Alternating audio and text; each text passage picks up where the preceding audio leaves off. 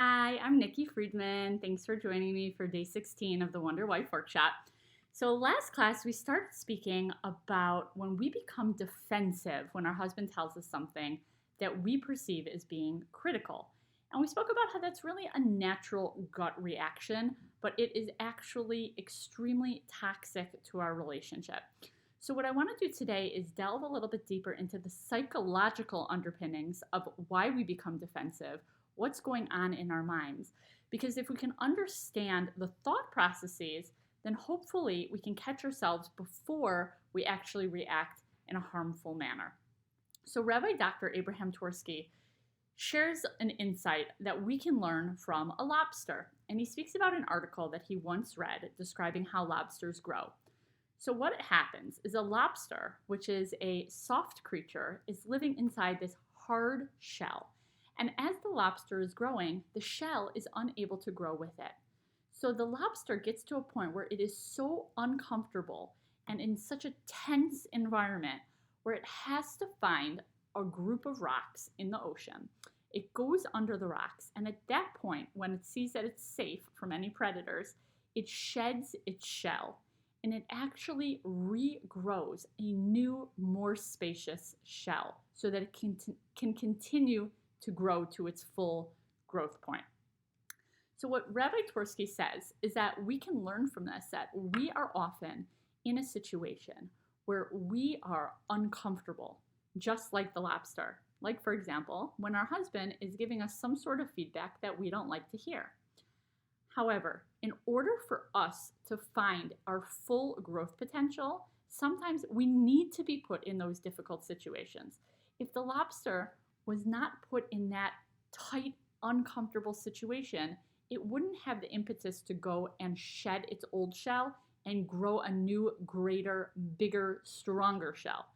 And so, too, when we're put in these situations, it gives us an opportunity to adopt a growth mindset where we say, you know what, this is really an opportunity for me to work on myself and for me to grow to my full potential. Unfortunately, we're living in a day and age where this is so difficult for so many of us because we're walking around with the mindset, as they say in Israel, they could say, magiali, everything's coming to me, right? Everything's become so easy for us with science and technology, with being able to Google and any question that comes to our mind, or order our groceries on Instacart and have it just come right to our door. Huge fan of Instacart, by the way. But we know that there are positives to these types of conveniences, but there's also severe handicaps in our lives now due to these conveniences. So it's up to us to make the conscious choice to try to look for the positive, to work on ourselves, to grow, to utilize this lifetime as an opportunity to become the best possible me that I can be. And when we walk around with that kind of an open mindset and attitude, we can take any feedback from our husband and we can utilize it to really look for the positive rather than turning towards resentment and defensiveness. A final story I wanted to share with you for today came from Rabbi Yisrael Roll, who's a noted psychotherapist. And Rabbi Roll tells a story of his own personal situation with his wife. So Rabbi Roll grew up in Montreal, Canada, where everything is very prim and proper. And his wife grew up in Memphis, Tennessee, where it's much more laid back in the South, chilled out. And one Shabbos, they were having guests, and his wife was serving the soup.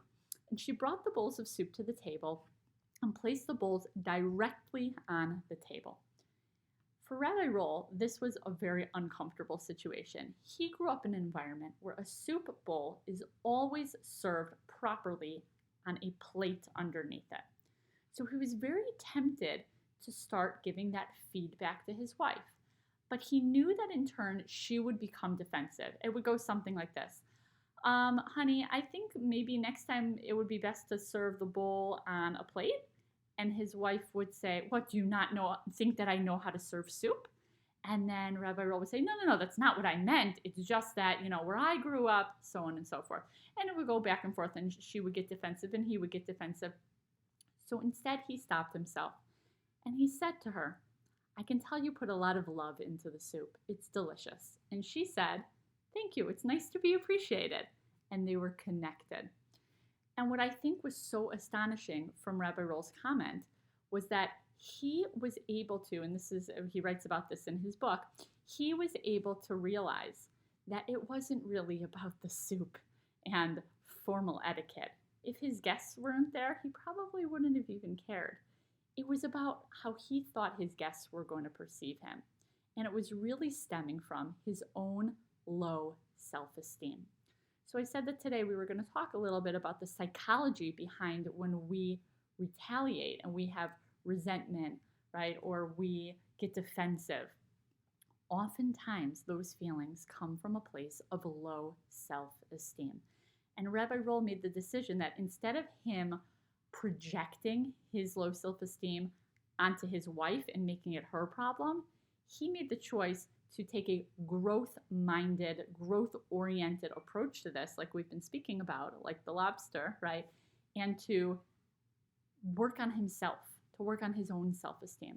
So if this is something that's resonating with you, where you find that your self esteem is at the underpinnings of so many of these issues coming up, and sometimes it's so subconscious, it's hard to be able to pinpoint it.